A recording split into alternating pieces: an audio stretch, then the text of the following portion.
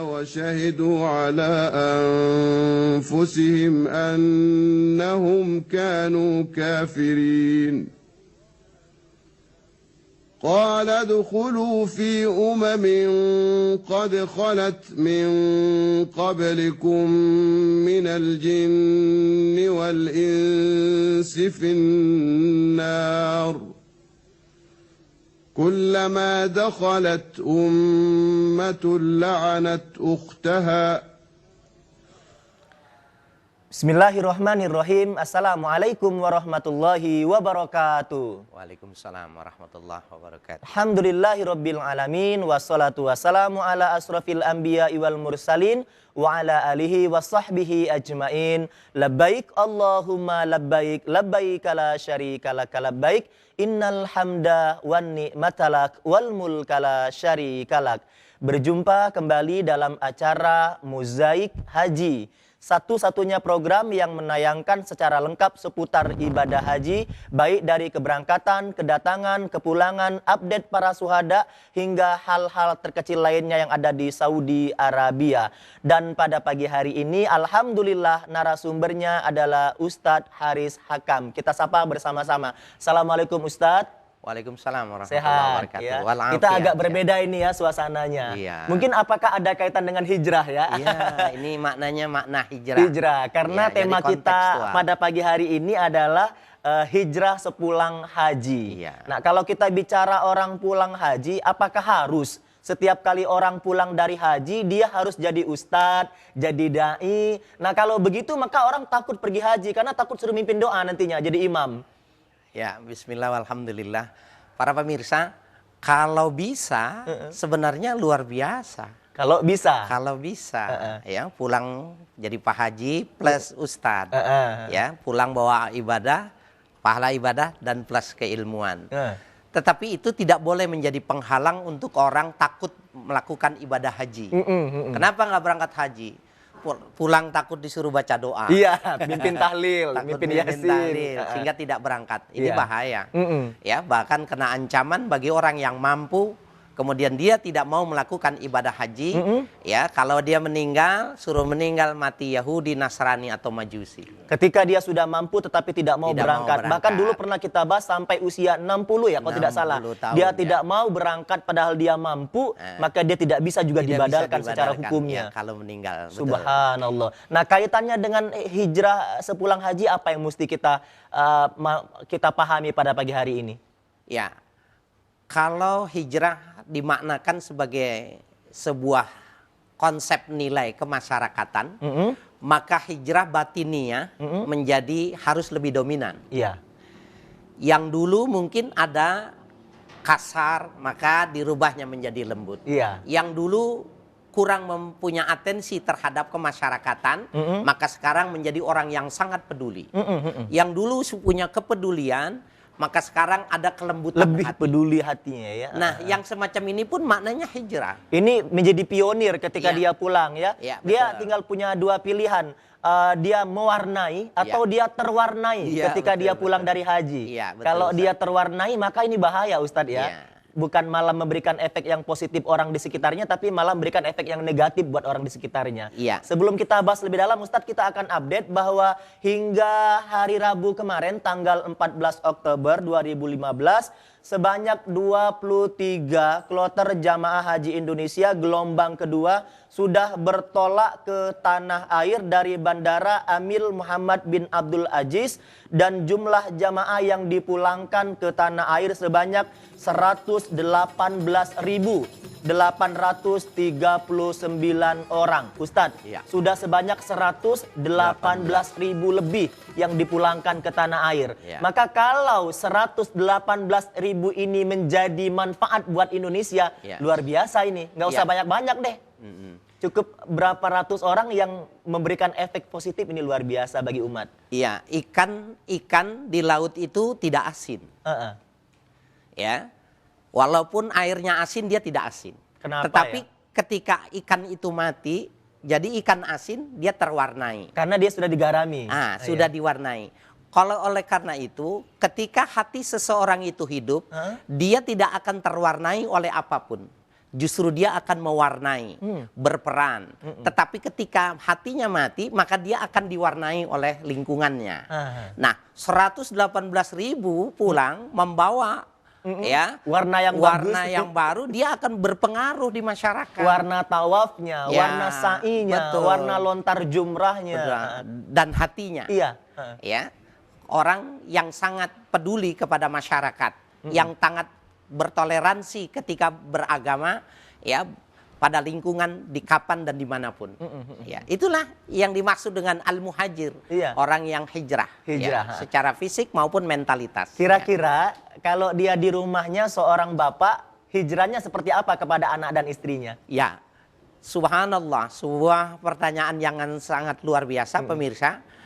Kita harus baru tanggal 2 ini harus mencoba evaluasi diri. Apa dan sejauh mana peran kita sebagai seorang ayah terhadap istri dan anak. Bila peran-peran itu pada parameter keagamaan belum sampai pada batas yang maksimal, maka dia harus menghijrahkan dirinya. Perannya harus ditingkatkan. Polanya yang tidak sempurna disempurnakan. Gaya yang kurang manusiawi lebih disesuaikan. Itu sebenarnya adalah hijrah yang kontekstual. Andai kata ini diaplikasikan kepada para pemimpin, maaf anggota DPR, MPR yang kemarin berangkat haji, apa yang sekarang mereka harus lakukan sepulang dari Tanah Suci Mekah? Subhanallah, luar biasa tentunya. Para wakil. Ya, subhanallah. HP kalau sudah dicas itu, ya, baterai penuh, maka dia mampu melakukan komunikasi yang tajam. Tapi kalau dia lowbat, maka dia punya kepekaan yang kurang. Begitu juga orang ketika melakukan ibadah haji, itu sama saja ruhaninya sudah dicas penuh. Di situ kan? Cas penuh. Ya, sebuah pengelolaan secara fisik, secara mental teruji pada melakukan ibadah haji itu. Maka pulang dia menjadi seorang anggota dewan yang benar-benar representasi dari daerah yang mewakili dia. Ya, maka dia punya kepedulian yang semacam itu. Subhanallah, di sana itu jangankan masalah tawaf, sa'inya, wukufnya. Kadangkala ketika di Saudi kita ngelihat ketika azan dikumandangkan saja, toko pada tutup semua. Nah, gimana kita yang ketika azan ini masih rapat berebut kursi. Azan dikumandangkan kita masih berebut kursi jabatan. Iya, subhanallah, luar biasa. Ketika azan, menjelang azan kita sudah mandi di sana. Kan? Maka di sini maka kita bisa mensikapinya semacam itu. Sebelum melakukan sesuatu itu dia sudah bebersih. Subhanallah. Berwudu itu kan maknanya seperti itu. Iya, nanti kita bahas lagi Ustadz ya. Seperti apa sih amalan-amalan ketika orang pulang dari Mekah dan Madinah sepulang hajinya. Dan nanti akan kita kedatangan seorang bintang tamu yang berbagi kisahnya ketika berada di Tanah Suci Mekah dan Madinah. Tetap di Mozaik Haji, kami akan segera kembali.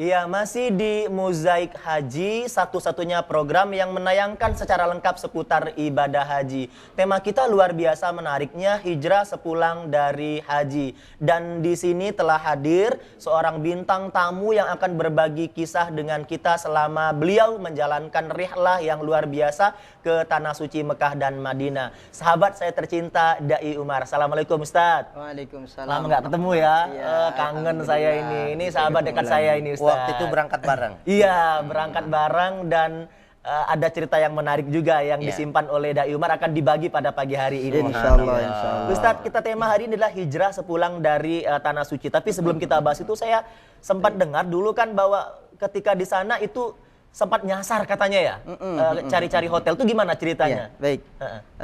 Jadi begini Ustadz Faiz dan pemirsa yang ada di rumah. Suatu kekuasaan Allah itu sungguh di luar nalar manusia ya. Kenapa?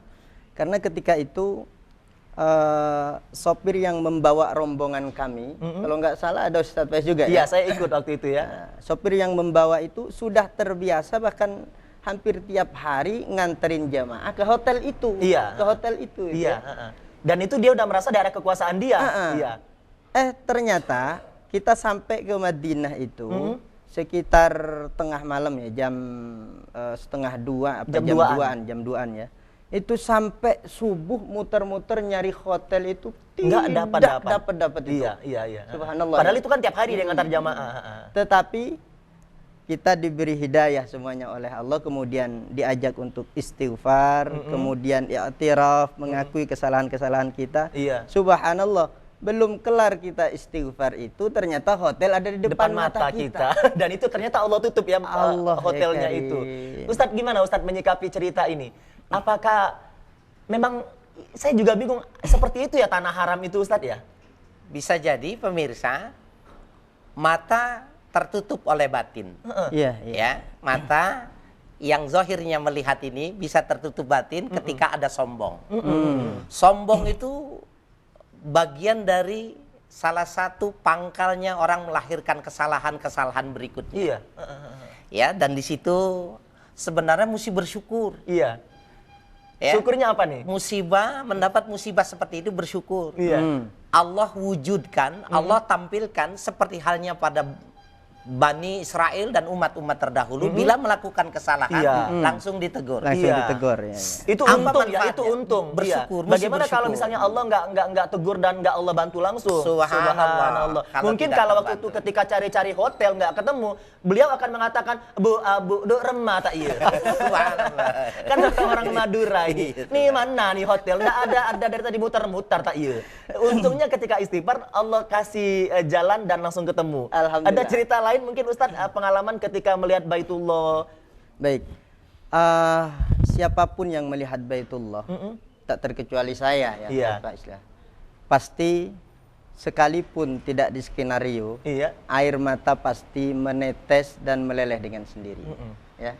Subhanallah. Entah ada apa di balik itu, ternyata mungkin disitulah Allah masih memberikan hibah kepada yang namanya Baitullah itu. Allah masih memberikan aura yang luar biasa kepada Baitullah itu. Sehingga mungkin siapapun yang memandang dan setiap orang yang memandang itu berdoa, Allahumma zid, ya Allah tambahkan hadzal bait ya. Maka disitulah juga menambah keimanan keagungan kita yang namanya Baitullah. Pasti semuanya pasti akan mungkin ketika Ustadz Umar menetes air matanya, mengalir air matanya, kepikiran kok bisa ya orang sekecil saya datang ke sini. Sekecil ini. Ya, yang membuat menangis lagi itu ketika sholat pertama kali itu begini Ustadz Faiz.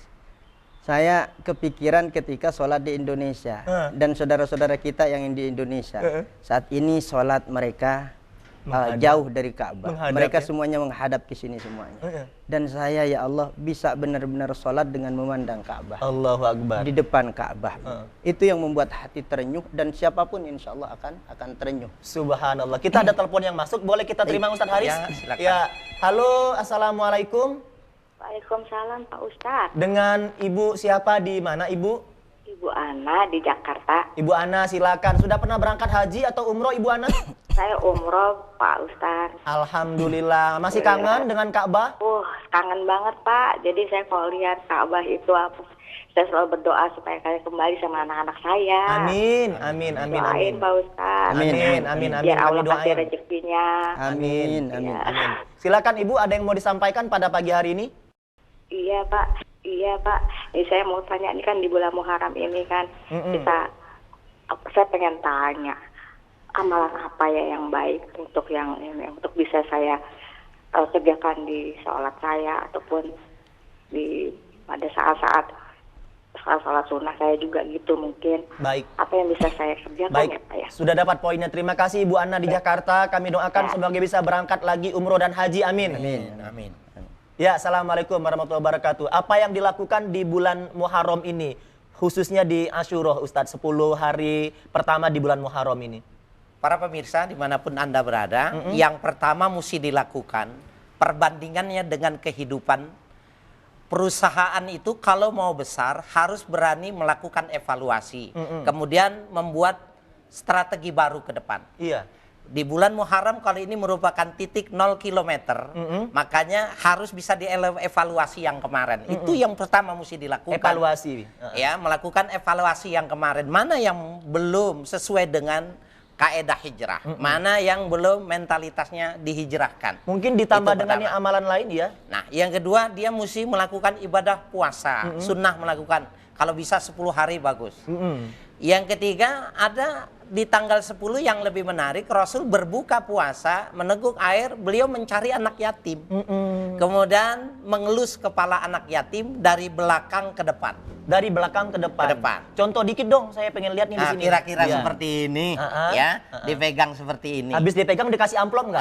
Langsung praktekin hari ini juga, Ustaz, keluarin amplop. Subhanallah, saya kebetulan dompetnya di belakang.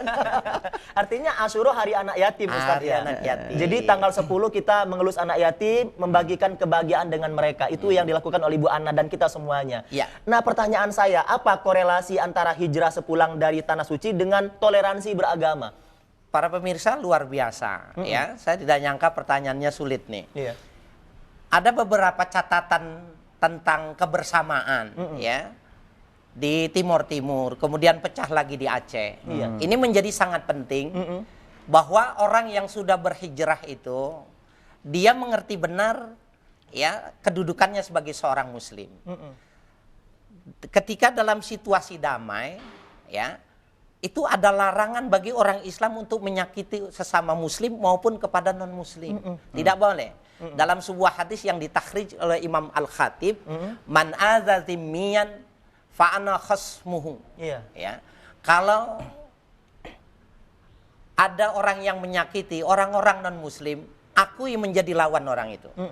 Faman kuntu khasmuhu fa khasamtuhu yaumal qiyamah. Kalau dulu dia pernah menjadi musuhku, nanti di hari kiamat aku akan memusuhinya. Allahu Akbar. Artinya pemirsa, nggak boleh ada dendam. Ini pun harus dihijrahkan. Bahwa makna toleransi itu tidak boleh kental dengan, ya, makna ta'assub yang berlebihan sehingga melahirkan, ya, yang tidak dikehendaki, ya, di dalam Islam. Ini menjadi hikmah buat kita semuanya bahwa sepulang dari sana kita makin pintar bertoleransi memahami agama orang lain. Tetap di Mozaik Haji, kami akan segera kembali.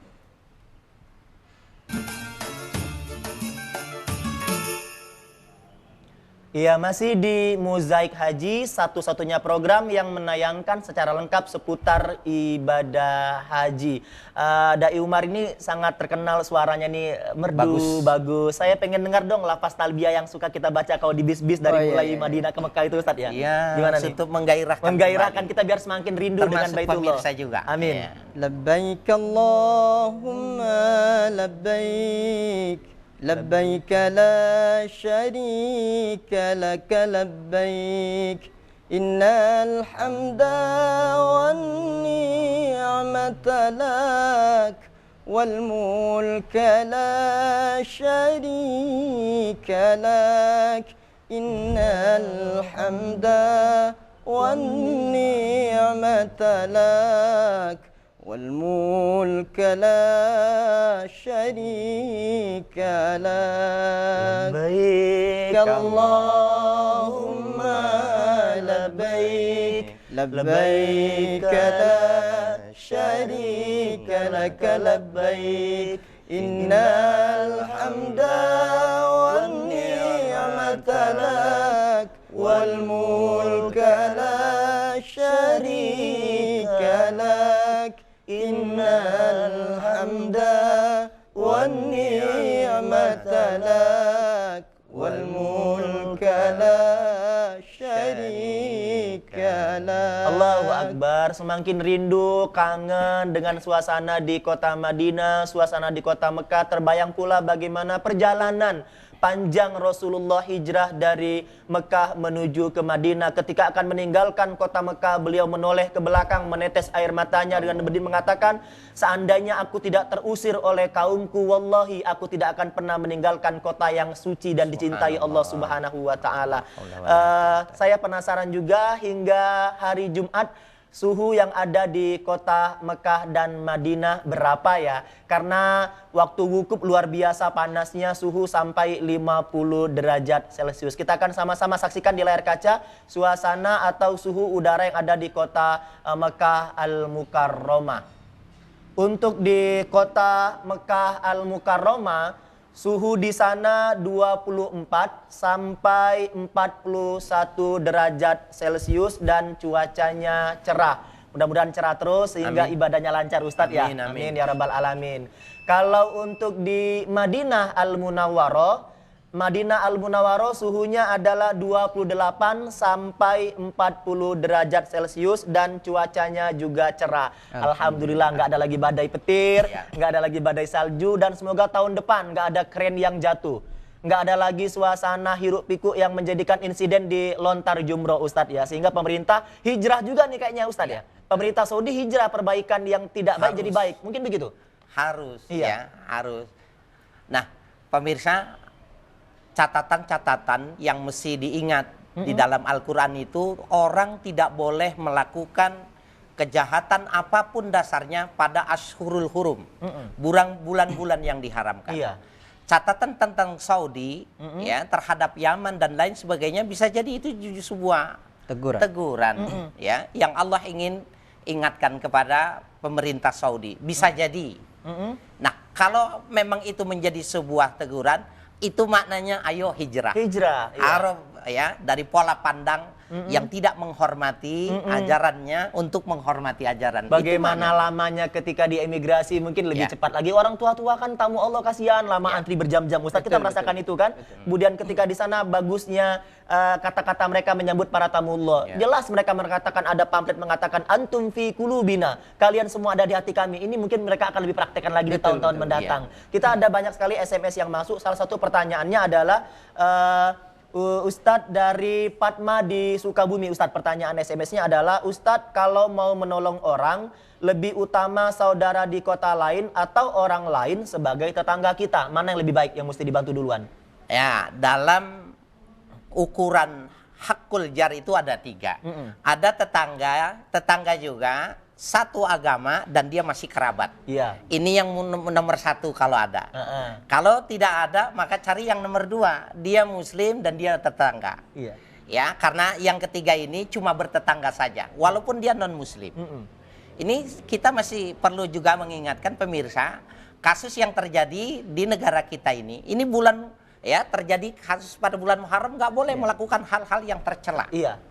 Harus kita hijrahkan juga pola-pola pikir yang semacam ini. Subhanallah. Ya, tidak boleh kita melakukan pada hal-hal yang termasuk Ashhurul Hurum ya. Ya, termasuk yang diharamkan oleh Allah untuk banyak sekali peperangan tidak boleh. Kecuali dalam keadaan terpaksa yang mereka menyerang kita katanya ya. Kecuali itu ya. Apakah hukumnya sampai batasan kita diperangi oleh mereka?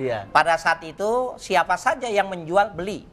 Betul. Lo jual gue beli. Tapi kalau mereka nggak jual, kita jangan minta beli ya. Orang Islam tidak boleh mendahulinya. Apakah orang Islam itu hijrahnya seperti lebah yang dia manfaat bagi orang lain, tapi ketika mereka terganggu mereka akan bereaksi dengan begitu cepat dan sigap? Iya, dan memang ada sebuah keterangan hadis. Al-mu'min kannah. Mu'min itu seperti lebah. Iya. Idza akalat thayyibah. Kalau dia mau makan, makannya yang bagus. Nah, hijrahnya begitu dong sekarang. Wadu'at thayyibah. Kalau dia mau memberi, mengeluarkan sesuatu, itu yang terbaik. Yang terbaik.